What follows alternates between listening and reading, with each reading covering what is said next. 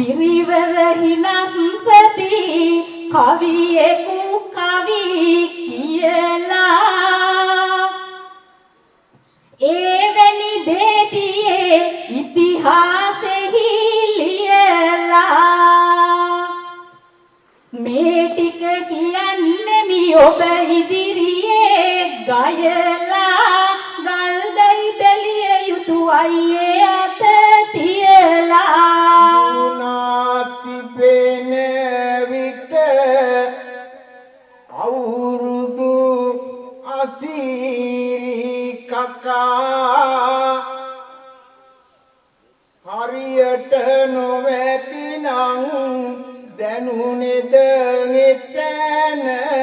දුකා තරගයේ නීතියක් ඇතිනම් මෙතන තකා අත් දෙක බැඳලා නම් මම ඉනි බනිස නොකා